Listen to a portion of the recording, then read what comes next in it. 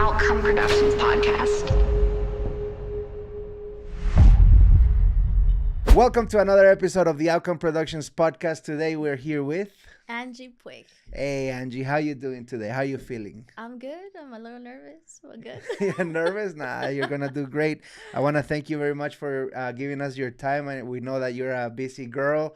You're always doing stuff, have a lot of companies running. So we want to get to know you and for people to get to know you. So tell us a little bit about what you do, where you're from, and what do you do on a daily basis? Oh, okay. So first, where I'm from. So I was born in Texas, in Houston.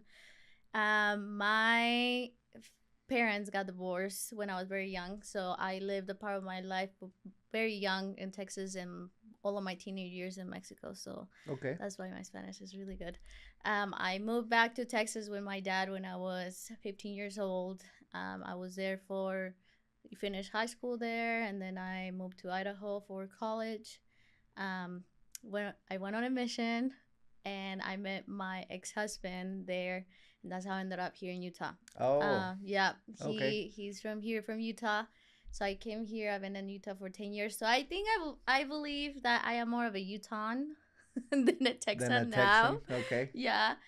And How long have you been in Utah for? 10 years. 10 years. Oh, Yeah. okay. Yeah, 10 years. And I actually like it. Every time I go back home, it feels weird. Okay. So this is home to me. This is home now. Even though I have my sisters and my parents down in Texas. And do they ever come to visit you over here or no? My sister does. My parents, they don't. Yeah. Yeah. So it's kind of rocky there, but yeah, my sister And- always comes. And before we started, you were telling us about all the businesses that you have and all that stuff. Can you tell us a little bit about each one of them? Yeah. So I'm a realtor. So I've been Okay. a realtor for 7 years. So if you're looking to buy or sell a house, you know who to call. Yeah, bilingual, English and Spanish. Perfecto. Si quieren comprar o vender su casa, ya saben con quién hablar. Angie es la indicada. Claro, aquí yo les ayudo. Yeah, so I've been an agent for 7 years. I have a staging company as well, which it helps with being a realtor. Okay. I have a cleaning company as well, and then I also am part owner of an appliance store. Nice. So those are all the businesses. What made you become like an entrepreneur? What made you get into business per se? I think growing up, I saw my mom working a lot, different jobs, and she was an employee for all these people. And I felt like she was never available for me or my siblings. And one thing that I told myself was when I grow up and I have my kids, I want to be able to have my own freedom, to be able to be with them. And for many years, obviously, I worked in a 9-to-5 job, and I started doing my research as older as I got, and I said I want to start a family, and I learned what being an entrepreneur was like, even though it's harder than being in a 9-to-5. Yeah. But it allows me to be present with my child. That's cool. And that's what a lot of people don't really realize, that you see all these entrepreneurs and stuff. Sometimes we work harder than people that have a normal job, right? Exactly. But the payoff is a lot better. Like, make more money. You get to choose your own hours. If you need to leave, you just take off, right? Yeah, So 100%. tell me, what has been the biggest challenge you've ever faced in your life, whether it be business, and how did you overcome it, or personal? Oof. That's okay. I would say probably being with my mom growing up and leaving her in Mexico and coming to the States to be with my dad. Probably that was the hardest thing for me to adjust. Yeah. That was the learning how to detach. It was probably the hardest thing. And how did you do it? How did you overcome that? Or maybe you haven't still. These are difficult questions. Huh? Yeah, 100%. I guess I'm gonna get emotional. It's all good. I guess what I always told myself was, why am I crying? Was that it didn't matter that I wasn't there, that I was gonna be able to come back to visit her at least once a year. And thank God for phones, and I was able to call her often and just kind of run ideas through her. Obviously, I missed her, but I don't know why I'm crying. No, it's a touchy feeling. I know Yeah. for all the immigrants out there, is that's how what we have to deal with. I miss my all my family also from my mother's side is in Mhm. Chile, so I Mhm. miss I miss them all, and it's hard. Like all my cousins were there, and stuff. So Yeah. Yep. No, I think being so young and just like I said, learning how to be independent at such a young age and being kind of thrown in the fire and having to grow up so quick was tough, yeah, right? But I needed to know that I was gonna be okay. And if I was okay, she was gonna be okay. And I think through my years, I learned how to be a little bit more tough in some aspects of my life. Obviously, talking about my mom and, my family is always kind of one of those things that, well, she came to this country, she had to leave her parents. She met my dad, that didn't work out. And then she went back to her parents, and she always wanted the best for me and my siblings. And, I was blessed enough to be able to be born in this country. And she wanted me to have the blessings and the opportunities that this country has. So that's why she was like, hey, one day you're gonna pack up, you're gonna go. And I was young, and in my mind is like, I'm going on a trip, mm, yeah, but in a trip to not come back, mm, and so just remembering that she gave everything for me, and now me being able to give it back to her is that's probably awesome. probably the biggest, most beautiful thing that being an entrepreneur has given me. That's awesome. Mad respect for that. Oh. Heck yeah. And how do you stay motivated in difficult times in your businesses or stuff like that? Like when you get up and you feel tired, you feel like you don't want to do anything. How do you still go out there and do it? What gives you that motivation? Well, first, obviously, everybody says you gotta have your clear why. Why are you doing this, Mm-hmm. right? Obviously, my daughter is it's my biggest why. Why do I wake up every day? Why do I get to do this every day? Is to be able to give her the life that I didn't have when I was growing up. And another one, going back to my mom, Yeah, being able to give her all the things that she didn't have when she was growing up, which is kind of crazy to say that. And I don't know if you can relate to this, but as growing up here, we have so many opportunities. We can travel, we can even go to Disneyland. That is just like, oh, but yeah, my mom has never been able to do that.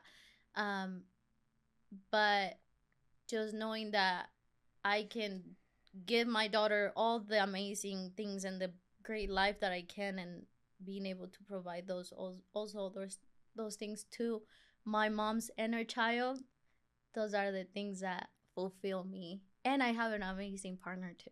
that's great. That's Yeah. awesome. And talking about inner child, if you could go back in time, what would you say to your younger self?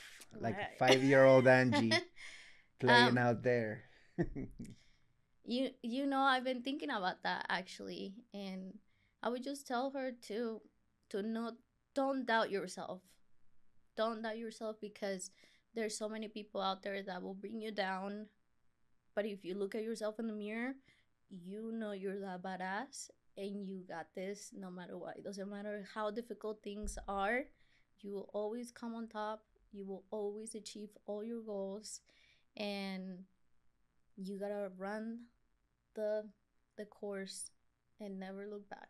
That's awesome. That's awesome advice. And we went to the past. Let's go to the future now. Where do you see yourself in about 5 years? Do you have any specific goals or things that you're trying to achieve in 5 years? Yes.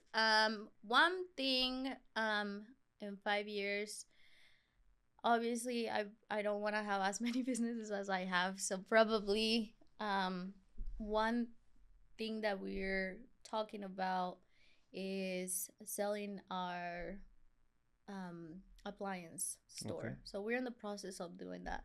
And the reason why we're doing that is because we see another opportunity in a different business Okay. that I won't share or talk about Oh, right go. now. Top secret, but Yeah, coming top soon. secret, but it is coming soon. Um, that will allow us to step back a little bit Okay. and be able to be more with our kids, and just enjoy life a little more. That's one of my biggest things that I have. And then another one will be just continuing serving the community. I think that's one of the biggest things that I love to do is serving the community. So I want to be able to have a nonprofit, to Organization. help, yeah, a nonprofit organization to help the kids like me that leave their parents behind and they find themselves into this on and the unknown, That's so right? cool. And That's so amazing. I want to be able to help those kids that want to be better, want to be able to keep, um, providing and helping their parents to achieve their own personal goals back in their countries. And so, yeah, that's kind of, with therapy and, guidance, scholarships, The things like real that. help. The real help. I love that. And what's the best piece of advice you've ever gotten? And if I could know from who, The biggest piece of or the advice. best advice you've ever heard or gotten from anybody. Well, there's something actually that came to my mind. Okay. And this was said to me by one of my really good friends. Okay. In a moment of difficulty, I guess, and she told me to never kick anybody when they're low. Mm. I didn't really understand at first what she meant with that, about that. We were having a very personal conversation. And throughout my years, I learned how us humans go through our ride, emotional ride, our up and downs. Mm-hmm. And we take advantage of that. We can take advantage of other people's lows. And that's when we attack. And when she told me that, that really got stuck in my head. And that's what I usually try to tell people. Just remember that we don't know what this person is going through. So just don't kick them when they're low because it could come back to you. That's great advice. We should actually, as humans, all join forces. And when you see somebody low down there, give them a helping hand instead of stepping on them and making fun of them or doing fucked up shit, But that's awesome advice. I want to take a little break here and just give thanks to the sponsors of this episode. We have Salvaje Closer Academy. If you want to learn how to make money, click the link on the description of this video.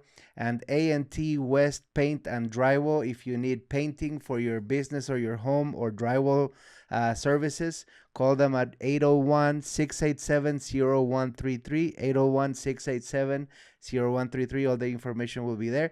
And if you'd like to be a sponsor of the Outcome Productions podcast, send us a message and we got you. But talking about that, where can people find you? What are your social medias?